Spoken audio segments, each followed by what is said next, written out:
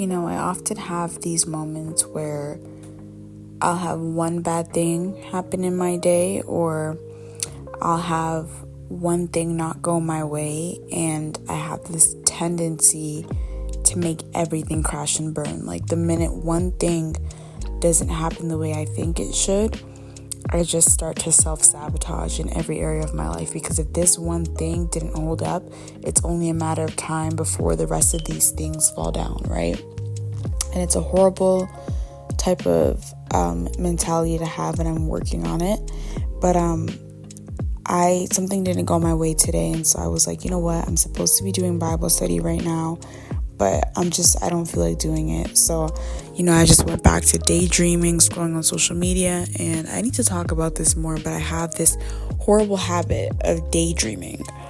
And just living in this fantasy world, because I'm trying so hard to avoid this present moment that just isn't ideal for me at this moment.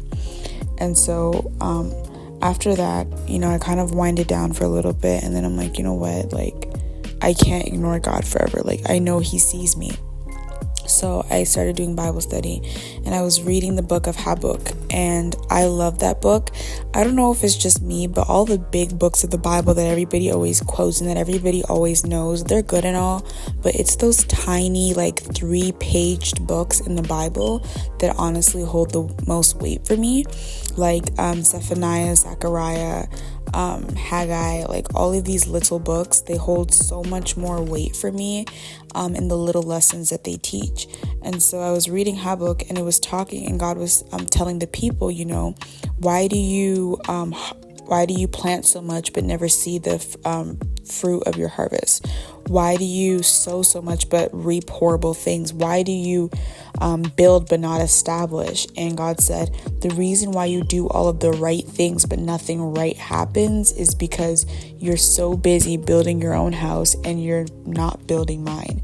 And I actually made an audio on this months and months before, because when I read this book for the first time months and months before, it was so good to me. And so I just went back and I read the whole chapter. It's only like 3 pages, and it was basically God talking about how the reason why things aren't going our ways because we're so focused on building our lives, building up our wills, building up what we want to happen in our lives, that we're completely leaving God out of the image. And then the minute something goes wrong, we call Him to fix it up. He's our fixer. And then once everything gets fixed, we push Him out the image again, and we go on to building our own house. And God says, how can you build your house when my house lies in ruins? And I just thought that every time I read it, I get so sad, because it's like we call Him every time we need something, and His house is in ruins. And whenever God tells us, go up to the hills and get lumber and build my house, we think it's the hardest thing. We think it's the most difficult task. But if it's to go and get materials and resources to build our own house, we do it without, the blink of an eye. And so I was just thinking about that. And then after that, I began watching just some short Bible videos on my phone. And I came across Jackie Hill Perry's video, and it's titled, "Why, if God is so good, why does He allow bad things to happen?" And she was talking about how she was molested when she was 5 by her mom's friend's nephew, when her mom used to drop her off to their house so that her mom could go to work.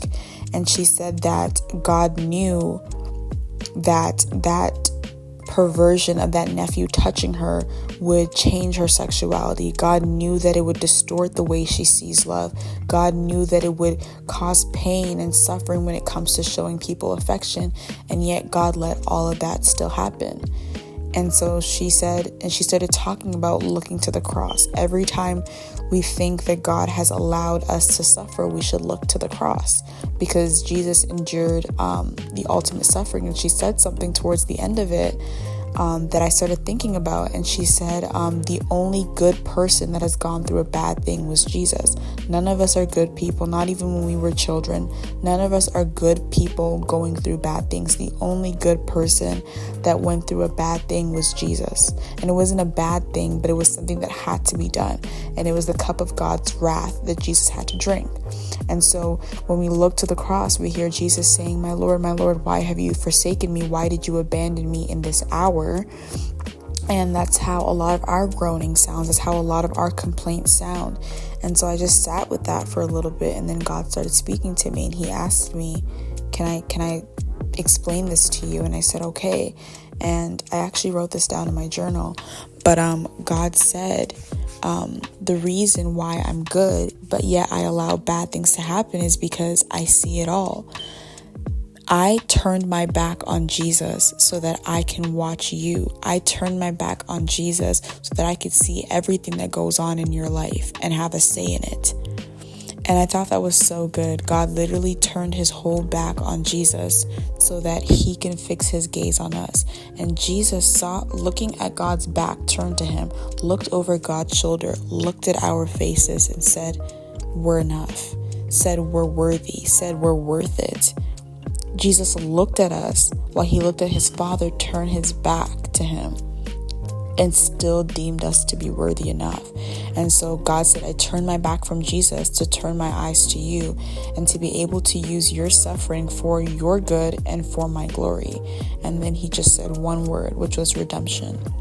And I thought that was so beautiful, because in that moment I envisioned Jesus hanging on the cross and all that humiliation and all that suffering and all that pain, but in the exact same sense, in all of that glory.